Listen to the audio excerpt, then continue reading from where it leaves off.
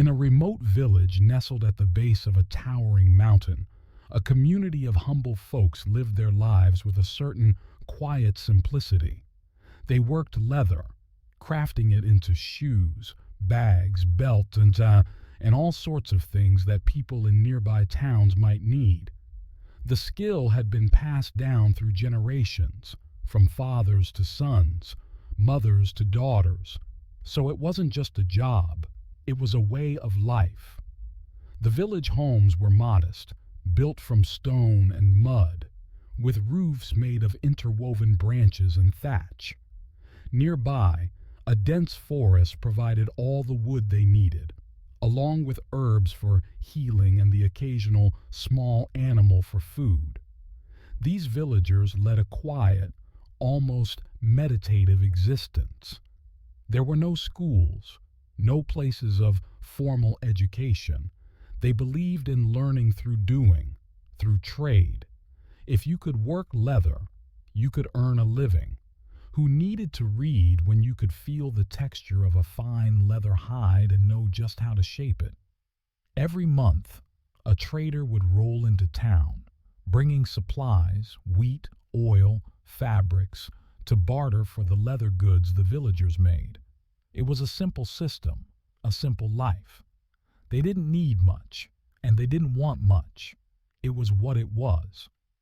Yet among these villagers lived Jack, the youngest son of an old leather worker. He had two brothers who seemed content to follow in their father's footsteps, cutting, sewing, and shaping leather all day long. But Jack was different. He didn't like the smell of leather, the endless rhythm of work, or the narrow confines of the village.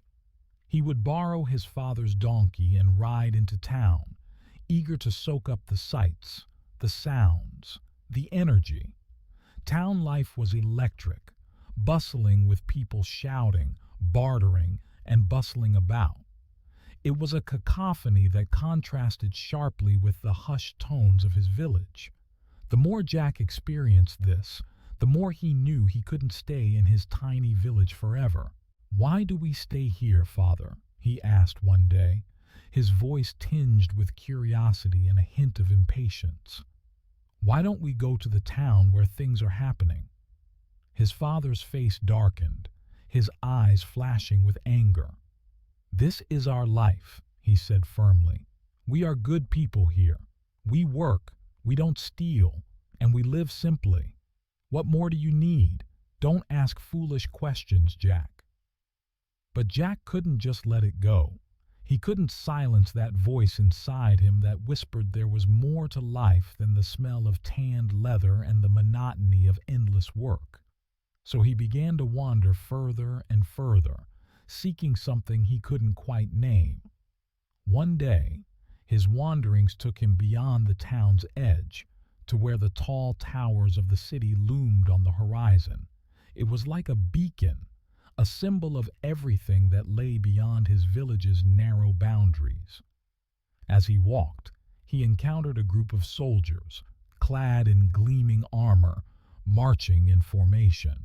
The sight was mesmerizing, the discipline and strength they displayed. He felt a surge of excitement, a sense of destiny. "How do I join you?" he asked the leader, almost breathless with anticipation.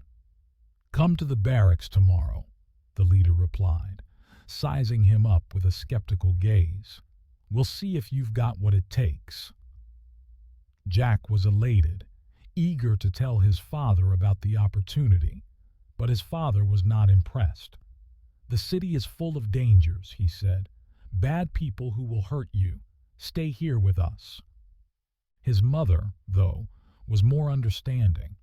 "Let him go," she urged. "Maybe this is his path. We should be proud if he finds his way." So Jack set off for the city, not knowing what to expect, but filled with hope and ambition. The city was a whirlwind of noise and movement, a labyrinth of streets and bustling marketplaces. He found the barracks and declared his intention to join the soldiers. The soldiers laughed at him, this kid from a tiny village, but Jack's temper flared, and he shoved one of them hard enough to knock him down. The commotion attracted the leader, who saw Jack's fire and spirit and decided to give him a chance. Jack trained hard, proving himself to be a capable soldier. Soon he was climbing the ranks, earning respect and embracing the city's energy. He became so immersed in his new life that he forgot about his family, stopped visiting, stopped sending money. He even grew arrogant, believing he was above his old life and those who lived it. But the universe has a way of balancing things. One day, his mother fell gravely ill. His father, desperate to find Jack, made the long journey to the city, carrying a small bag of food, hoping to reconnect with his son. When he found Jack, now a leader among the soldiers, Jack was embarrassed to be seen with his father and dismissed him with a harsh word and a shove. The father, heartbroken, returned to the village, only to fall ill himself from the grief. Word of Jack's behavior reached the king, who was outraged. "How can a man who disrespects his father lead my guards?" he demanded. Jack lost everything: the respect, the power, the prestige. He was cast out, a pariah. With nowhere else to turn, Jack went back to the village where his father waited, sick and weak. There, amidst the quiet and the familiar smells of leather, he fell to his knees, begging for forgiveness. His father, with a weary sigh, said, "Let's go back to our village. It is better there. At least we don't lie or cheat like you did." Jack, tears streaming down his face, vowed to do better. He opened a small leather shop in the village, working alongside his family, building a life from scratch. The villagers noticed his change of heart, and customers came from near and far to buy his goods. Jack was happy again, at peace with his simpler life. He had learned the hard way that family was the foundation, and he vowed never to forget it. One day, the king's daughter, Emma, visited the village market. She wandered into Jack's shop, curious about the goods. There she saw him working with his father, speaking to him with kindness and respect.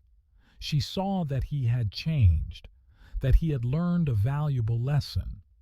When the king heard about Emma's visit, he was intrigued.